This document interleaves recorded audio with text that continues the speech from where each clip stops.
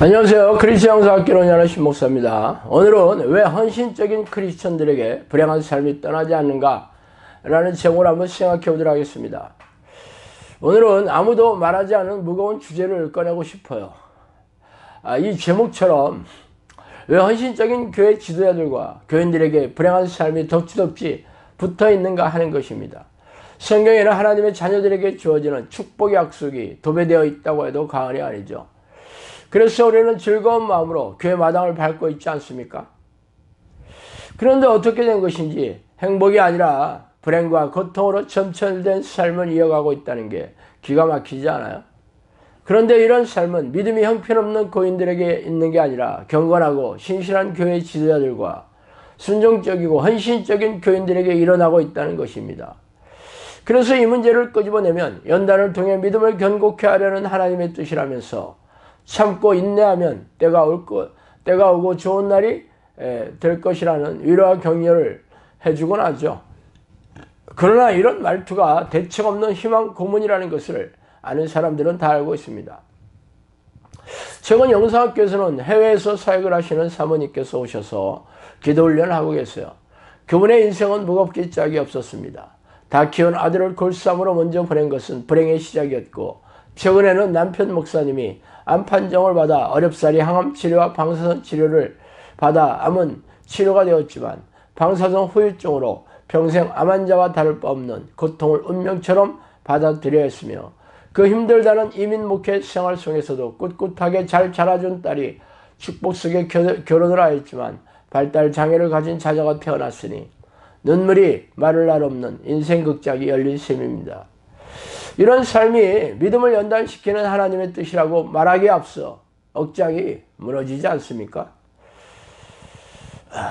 저희 부부를 끔찍히 좋아하며 전도하여 우리 부부가 전도해서 교회를 잘 다니면서 참 끔찍히 잘 따르던 제 조카를 백혈병으로 저 세상으로 보낸 저의 과거사가 있어 이런 말을 들을 때는 남을 같지가 않아요. 그때 일이 생각이 오롯이 나죠. 제가 사업에 실패하여 그야말로 무지막지하게 인생이 떠내려가고 있을 때였어요. 사는 게 너무 힘들어서 신앙생활이 짐이 된 채 주일 예배만 헛개비처럼 드리고 있을 때였습니다. 그때 성령께서는 아내를 통해 겟세마네라는 단어를 끝도 없이 생각나게 하셨어요. 몇 달 동안 그 단어가 머릿속에서 떠나지 않게 하셨지만 삶에 지친 우리 부부는 그 기이한 현상이 무엇을 의미하는지 알 수가 없었습니다. 그렇게 사랑하는 조카를 먼저 보내고 나서야 비로소 하나님께서 겟세마네 동산에서 하나님을 찾으라며 조카를 살릴 기회를 주셨다는 것을 뒤늦게 나마 깨닫게 되었죠. 그렇게 아픈 기억을 퇴비로 삼아 쉬지 않고 하나님을 부르는 기도를 시작하였다는 게 저에게는 뼈아픈 아쉬움만 가득합니다. 그러나 어쩌겠습니까? 무지와 어리석음이 삶과 영혼을 망하게 하는 걸 무기력하게 보고 있었으니 말이죠. 사실 우리 영성학교에서는 기가 막힌 인생 극장을 살던 사람들이 찾아옵니다. 어떤 이들은 정신질환과 고질병으로, 어떤 이들은 사악한 목회자에게 전 재산을 탈탈 털려서, 어떤 이들은 악성부채의 수렁에 빠져서 이런저런 불행한 삶을 살다가 찾아오고 있습니다. 그런데 기가 막힌 것은 그들이 경건하고 희생적인 크리스천이라는 것이죠. 하나님이 살아계시다면 어떻게 이들에게 이렇게 기가 막힌 인생을 살게 내버려 두었을까요?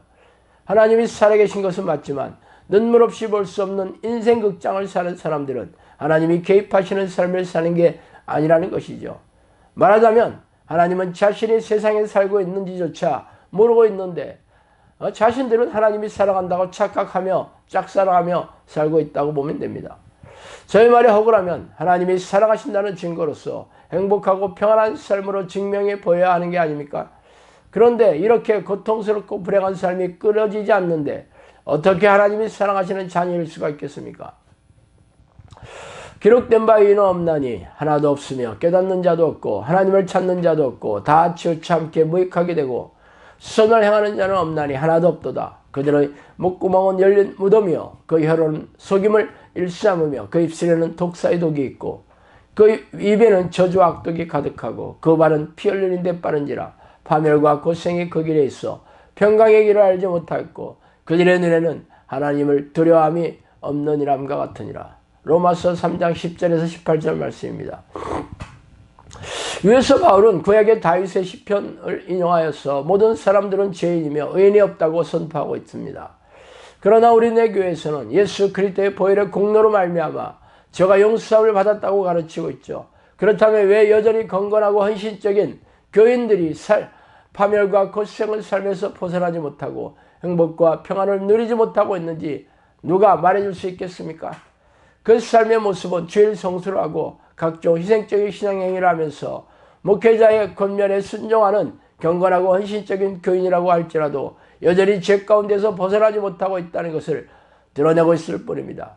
그러나 우리네 교회에서는 자의적으로 해석한 신학자들의 교리와 교회의 관행을 앞세워서 교인들이 죄다 의인이 되었다고 세뇌시키고 있을 뿐입니다.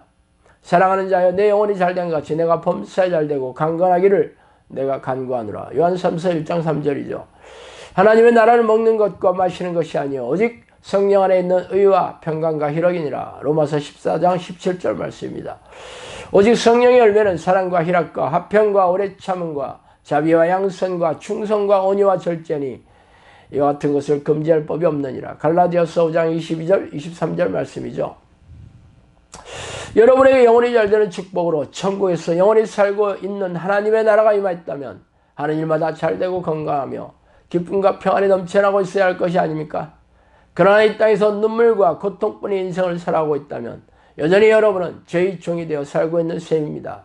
그 이유는 하나님을 주인으로 섬기는 게 아니라 하나님의 이름을 앞세워서 자신이 주인으로 삶을 살고 있기 때문이죠.